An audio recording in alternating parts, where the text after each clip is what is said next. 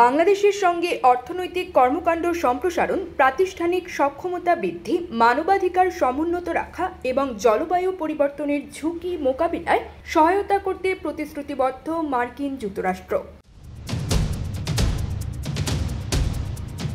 রোববার 15 সেপ্টেম্বর সকালে রাষ্ট্রীয় অতিথি ভবন পদ্মায় ঢাকা সফররত মার্কিন প্রতিনিধি দল পররাষ্ট্র বিষয়ক উপদেষ্টা মোহাম্মদ তৌহিদ হোসেনের সঙ্গে বৈঠক করে এই বার্তা দিয়েছেন।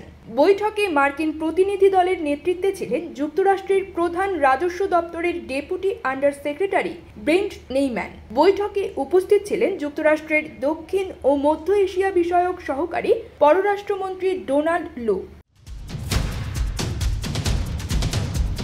ঢাকায় মার্কিন দূতাবাস এক বার্তায় জানায়, রাষ্ট্রীয় অতিথি ভবন পদ্মায় পররাষ্ট্র বিষয়ক উপদেষ্টার সঙ্গে সাক্ষাৎ করতে পেরে ভালো লেগেছে।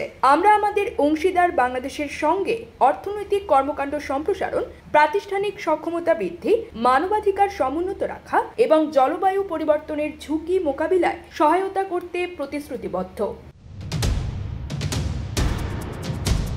2 দিনের সফরে শনিবার 14 সেপ্টেম্বর সকালে যুক্তরাষ্ট্রের রাজস্ব দপ্তরের সহকারী আন্ডার সেক্রেটারি ব্রেন্ট নেইম্যানের নেতৃত্বে মার্কিন প্রতিনিধি দলটি হযরত শাহজালাল আন্তর্জাতিক বিমানবন্দরে পৌঁছায়। পরে বিকেলে দিল্লি হয়ে ঢাকা পৌঁছান যুক্তরাষ্ট্রের দক্ষিণ ও মধ্য এশিয়া বিষয়ক সহকারী পররাষ্ট্রমন্ত্রী ডোনাল্ড লু।